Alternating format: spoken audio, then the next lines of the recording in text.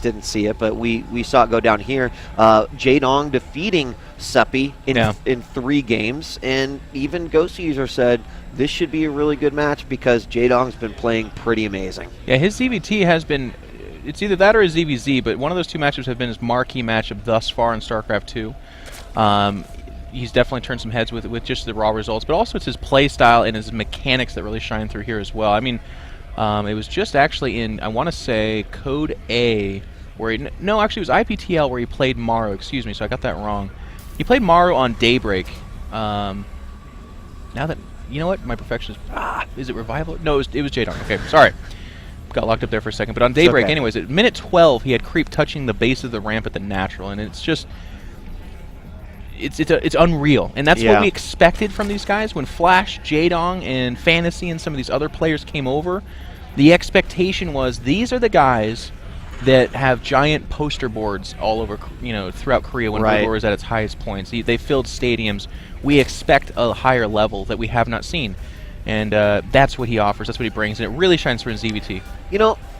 Let's actually talk about that just a little bit, because when I go back and I watch Brood War matches now, after having played and been experienced and with so much StarCraft 2, you forget sometimes. I think, well, I'm sure you don't, but like all of the little things that have to be done within the game. Right. And I wonder, with the quick transition over from Brood War to StarCraft 2, is finding and identifying those things, like you mentioned, the creep spread.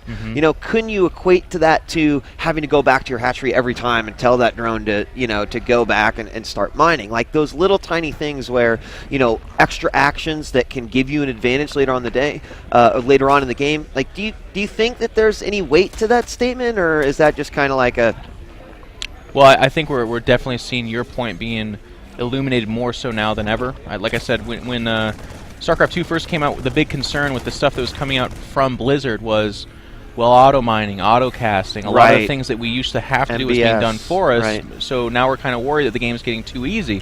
That was the mantra at the beginning stage, and to be honest with you, that mentality established the expectation, and then a lot of the Koreans that first transitioned over were the guys that couldn't get FaceTime on the TVs or the leagues. They were benched. They were in the houses grinding out ungodly hours because they were not the Flashes or Jaedongs. So it kind of lived up to that expectation at the beginning, because and to be, I guess it's weird to say this because people will take it the wrong way, I suppose, but the raw fact of the matter was they were not the showstoppers. People were not bowing down to them in the streets like they do for these big dogs that have come over now. So now in StarCraft 2, as we've grown, even without the Keswick guys, we learned, okay, this game is harder than we thought it was.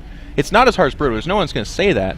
But it's not too far off. It's not terribly, terribly far off. It's not like we're playing Legos and we used to be building skyscrapers. Right. Well, and the other thing to say is that, true Brood War competition didn't actually come until Brood War was released. And a lot of, we talked a little bit about HOTS, and the fact that HOTS does add quite a bit to, to what can happen. And, even I hear a lot of the folks, specifically talking about how, those who excel in micro might actually have, some additional things to deploy in Hearts of the Swarm, because there's a lot of units that, will be very micro intensive. I don't know. It'll be a while before we figure all that out. I believe HOTS gets harder. I'm really excited. I think so too. I'm excited at the idea of Jaedong with a Viper, Broodlord, Infester, Swarm host army. Yeah.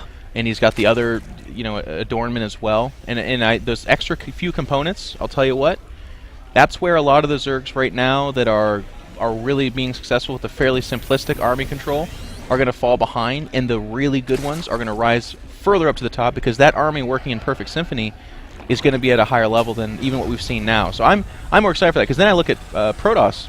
They have a whole bunch of new stuff too. The Tempest is not an A-move unit. It's a right-click specific fire unit, and if it's used that way, it becomes much more powerful, and it rewards the person that does that. And I like that kind of gameplay. So let's actually talk about what we got going on now. Yesterday, the theme with PuMa was, how many drones can I kill with my Hellions? And we are going to see an opening where a few Marines get out, the Hellions starting. We do have the tech lab down on the racks. It's going to be switching over with the starport. But if Jaedong was keeping a close eye on the games yesterday, he might know that this is something that PuMa might go heavy into. We saw Jaedong grab speed off the first 100 gas, lair off of the second, and now he's fully taken both the gases in his main and both of the gases here at the natural as well. Yep. Drone going over, absolutely. In fact, this is something we've been seeing this build sort of highlighted from Jaedong very recently. I've seen a couple of posts on Reddit where people have constructed the build order out, and I'm curious to see how this will do, especially versus a potentially Hellion heavy army again. Well, it's interesting. There's a couple things going on right now. First and foremost, Jaedong does scout that third, but I think you actually hit the nail on the head when you said that Jaedong either knows PuMa because they train in exactly the same house, or he was watching the matches yesterday, excuse me. But the 2-hatch Spire is a hard counter to Hellion Banshee. The question here is, can you stop the Hellions from getting up in your base by being minimalistic? Because you'll notice there's no spine crawlers. There is a little bit of SimC. There's a single one building. There's some Lings, some Queens. But if this was that dedicated, like, 2-factory Blue Flame, there wouldn't be a single drone on this map at minute 9. But it's not. It's the more macro-based opening. So these Mutilas are looking to crack in and at least kill the Banshee, but probably do a lot more in that. And Banshee is going to get a scout of the Spire, which will be important. Queen's not reacting quite yet. Banshee does not have Cloak, so it's not something he's going to have to be worried about. Now, let's check the vision real quick. He didn't actually scoot over close enough to see the Spire. Jaedong doesn't necessarily know that, but it is a very big deal. Meanwhile, a couple of Zerglings do get a nice run by here, right around the Hellions, into the main base. Don't think any, maybe a couple of SCVs were taken out, but obviously that's nothing that's going to have a massive impact on the game. More or less changing the positioning, but you got a good read on how many Hellions there are. And you know what? This is such a minor thing, but in the grand scheme of things, it's actually bigger. Jaedong is swooping in with an Overseer into the middle of the natural and the main. And no, it's the other. This guy. Yeah. And the thing I like about this is that it scouts out the double engineering base, so it knows he's facing a bio-build, of course. He actually hasn't peeked up into the main, which is something he has been doing in matches prior, but he's just constantly getting information. And that's such a big deal. It's something that somehow has been de-emphasized from top competitive play in Starcraft 2, and it's a mainstay of Brood War, so it's nice to see that being brought over here and emphasized more. It's not like it doesn't happen, it's just that it should happen all the time, without question. We do see Jaedong going in, most importantly getting those SCVs on the gas, but picking up an additional 4 kills there, I think actually 5, as he takes a couple out, minimizes the damage. I believe he did lose a single Muta as he had 6 coming out. Now does he continue on with the Muta? He is getting +1. +1, but no more Mutas. He's got 600 gas, so it's not a question of, okay, well, there it is. He needed that one more Muta, you know, then it's the perfect number. I don't quite understand it. I think it'll definitely be the Ling, Baneling, Mutila style, but typically they stop at around 10 to 12, not 6 or 7. If I'm seeing 6 or 7, I really thought I would see a very fast infestation pit, because you're just, at a certain point, 6 or 7 Mutilas will not be the anchor you need to deliver that blow. Yeah, I mean, it just seems like Jaedong said, okay, well, I see the missile turrets down, there's enough Marines out to defend. Getting +2 armor and melee will actually be more beneficial. Also, the Baneling speeds up. Now he's back up to gas. Is he going to keep going? 30 Lings are on the way. Got the macro hatch coming out. No 4th base yet.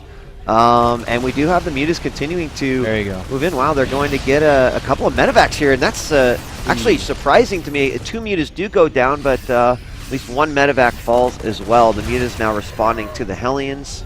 And you know what? It was just yesterday I recalled you asking about the style, the Ling, Baneling, Mutila style. I really like it. Again, the weird question mark here is I understand having a light Mulas count. I know in Ages Old we saw Idra running around with like 35 Mulas at some points. But like I said, you still want enough that they can actually handle a drop by themselves, or if they pop into a main, they're not like tickling a tech lab. They just pick it off in 2 or 3 volleys. So it's very interesting that he went this low. But you'll notice in the production tab there's still more Lings coming out, S2 is coming. And this is a style that Violet won a lot of rounds with, and specifically on this map, because it's so hard to defend between the natural and the third. But you actually just make a crap ton of Banelings and Zerglings. The Mutilas are more of a fake than anything. They can help out with medevacs, but that's pretty much it. And then you just go after it. And right now PuMa's kind of muscling up to see. He's showing us that I think he knows that's what's coming, so he's going to probably deter that. Fourth base trying to go up right now. Banshee is going to shut it down. We've also got some Lings gnawing on the back door over here.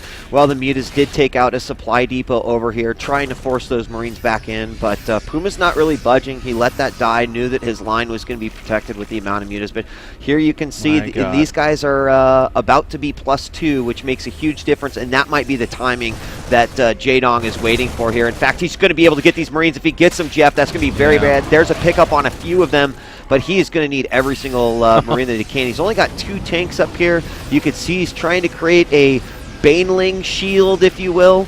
Medevac. Sacrificial lamb. Exactly. The Spartan baby put on the hill, man. It's too weak. You get out of here with your red health. Now, the positioning of PuMa shows that he knew it was coming, and he ain't going to allow it to happen. So, Jaedong, seeing that, can't possibly go for it. It would be absolute suicide to try. He's breaking down the rocks because he wants to backdoor this. I mean, a lot of those Lings, Banelings, if they get into the mineral line of that command center, it's all it takes. They'll go down. Oh, the hatchery does get sniped in the Wow. That's costly. That's pretty costly there. Yeah, that's the fourth base. That is. He had the opportunity to just kind of cancel and make the Banshee, not do all that damage, but he let it finish, and then, of course, the drop that was headed out over here just unloaded and went forth. But talk a little bit about that creep spread. You can see it's already almost touching that front door. There's the scan to try to eliminate that. PuMa absolutely does not want him to have that advantage going into it. Another good pickup as Jaedong's looking to fish out any units that he possibly can, but PuMa just too quick on that. Well, the Muta's still on the board, actually. I saw them head towards the main. Did they just get sacked, or could maybe hit unit tab? I can maybe hit that unit tab. No, there's still 8 8 of them even. I think he made a couple more, so... Flying they're around. All right, they're there. Just making chilling. sure. So he's just going to guard the middle. You can see that infestor swell coming out. 7 of them. They do have the pathogen gland upgrade. Here's what the Mutas are used for. You are not safe in that pickup, sir. You're gone. Burrow being upgraded as well as the fourth base. So the big question here is the fourth base, and you can see PuMa's dedicated to delaying or sniping, as we saw in the previous drop.